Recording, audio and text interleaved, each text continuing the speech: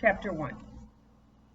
At first I knew only my mother's nourishing milk and the sheltering warmth of her teats as I fed. It wasn't until I had become much more aware of my surroundings that I realized I had brothers and sisters with whom to compete for mother's attention, that as they wiggled and squirmed against me, they were trying to shove me to the side. But mother loved me. I could feel it when she nuzzled me, when she cleaned me with her tongue, and I loved my mother dog. Our den was formed of metal floors and walls, but mother had arranged a soft roll of cloth into a warm bed up against the backside. Once my siblings and I could see and move well enough to explore, we discovered that the surface beneath our pads was not only hard and slick, but cold. Life was much better on the blanket. The room over our heads was a brittle tarp that flapped in the wind with a crisp, rattling chatter. None of this was as interesting to us as the alluring, empty, rectangular hole at the front of the den, through which light and outdoor smells poured in an intoxicating blend. The floor of the den jutted out past the roof at that point. Mother often went to this window to the unknown, her nails clicking on the metal shelf, and thrust out into the world. And then she vanished. Mother would leap out into light and be gone. We puppies would huddle together for warmth in the chill of her absence, squeak in comfort to each other, and then collapse into sleep. I could feel that my brothers and sisters were as distraught and anxious as I was that she might never return, but she always came back to us, appearing in the middle of the rectangular hole as swiftly as she had departed.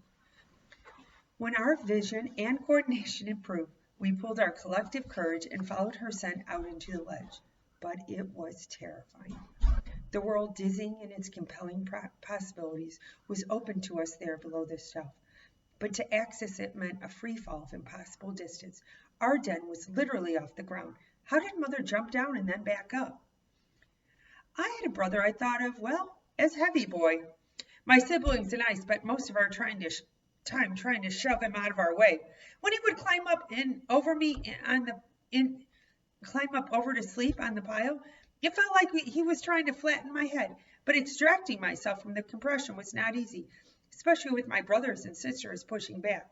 He sported the same white muzzle and chest with the same mottled white, gray, and black body as the rest of us, but his bones and flesh were just somehow heavier. When Mother needed a respite from feeding us and stood up, Heavy Boy always complained the longest, and he was always seeking to nurse, even when the other puppies were satiated and wanting to play. I couldn't help but be irritated with him. Mother was so thin that her bones were visible through her skin, and her breath carried a rancid, sick odor, while Heavy Boy was plump and round and yet still always demanded more from her. It was Heavy Boy who strayed too close to the lip of the edge, his nose sniffing at something in the air, maybe eager for our mother to return so he could continue to drain the life out of her. One moment he was precariously stretched out at the very edge, and the next he was gone, an audible thump reaching our ears, just falling. I wasn't even sure that was such a bad thing. Heavy Boy began a panicked squalling. His terror infused all of us in the den so that we too began squeaking and crying anxiously, nosing each other for reassurance. I knew right then that I would never go out on the ledge. That way meant danger. Then Heavy Boy went completely quiet. The silence in the den was instantaneous. We all sensed that if something had gotten to Heavy Boy, it might very well be coming for us. We huddled together in soundless dread. With a loud scratching sound, Mother appeared on the ledge, Heavy Boy hanging chagrin from her teeth. She deposited him in the center of our pile, and of course immediately he was squawking in demand for a tea, heedless of the fact that he had frightened all of us. I am sure I was not the only puppy who felt our mother would not have offended us if she just left Heavy Boy out there to face the consequences of his venture. That night I lay on top of one of my sisters, considering what I had learned. The ledge at the front of the den was a dangerous place, not worth the risk of trespass, regardless of the succulent odors offered by the world beyond. By staying near the bed, I reasoned I would be completely safe. Boy, I was entirely wrong a few days later. Mother was napping with her back to us. This upset my littermates, especially Heavy Boy, because the fragrance of her teats called to us, and he wanted to feed. None of us were strong or coordinated enough to climb over her, though, and she was wedged in the back corner of the den, denying us access around head and tail. She raised her head at a sound we heard every so often, a humming machine noise. Before the sound always rose and fell swiftly, but this time it came close, and whatever was making it was obviously motionless for a time. We heard a slam, and that's when Mother stood up, her head tenting the flexible ceiling, her ears back in alarm. Something was coming. Heavy thuds were getting closer. Mother pressed herself to the back of the den, and we followed suit. None of us went for her teats, not even Heavy Boy. A stark shadow followed the light from the rectangular hole, and with a loud boom, the ledge to the world was slapped up, making the den a sealed enclosure, no way out. Mother was panting, white rims under her eyes, and we all knew something was about to happen, something just awful. She tried to force her way over the side of the den, but the ceiling was down too tight. All she could do was stick the tip of her nose out into the air. The floor of the den rocked, and there was another slamming sound, and then with a grinding roar, the surface beneath our feet began to tremble. The den lurched, flinging us all about one side to the other. We slid on the slick metal surface. I looked at Mother, and she had her claws extended and was struggling to stay on her feet. She could not help us. My siblings were crying terribly and trying to make their way to her, but I hung back, concentrating on not being thrown. I did not understand the forces pulling at my body. I just knew that if Mother was afraid, I should be terrified. The bouncing, banging, and shaking went on for so long. I began to believe this would be my life, that my mother would forever be dismal with fear, and that I would be flung back and forth without cease. And then suddenly, we were all tossed in a crush at the back wall of the den, where we piled up and then fell when the noise and the sickening stresses on our bodies magically ceased. Even the vibration stopped. Mother was still afraid. I watched her as she alerted at a metallic slam, and I saw her whip her head around as she took measure of a crunching sound tracking to the world where the ledge had always thrust down into the world. I felt real fear when I saw her lips draw back from her teeth. My calm, gentle mother was now fierce and feral, her fur up, her eyes cold.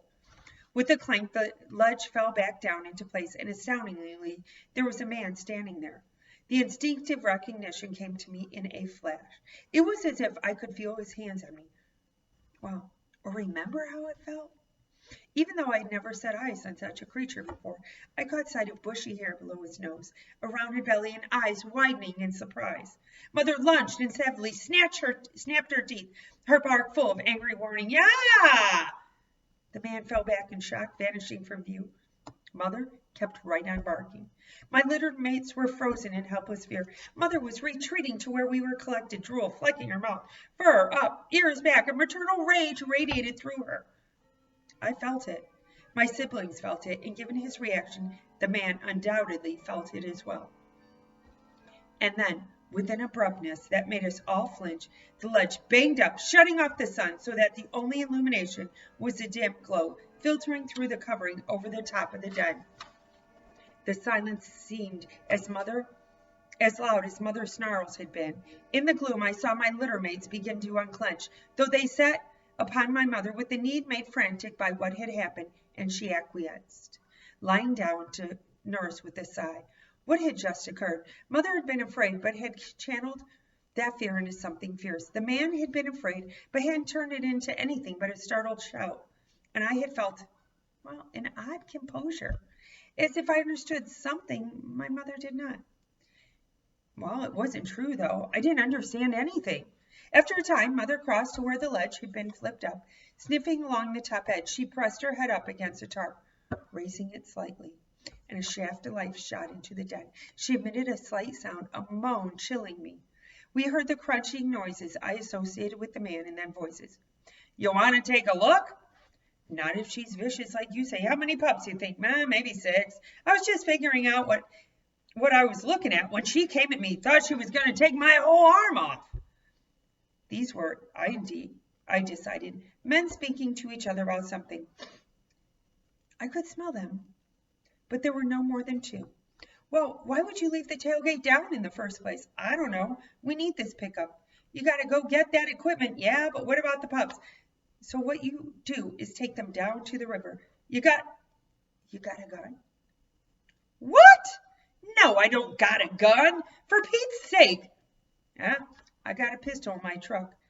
I don't want to shoot a bunch of puppies, Larry. Ah, the pistol's for the mother. With her out of the picture, nature will take care of the pups.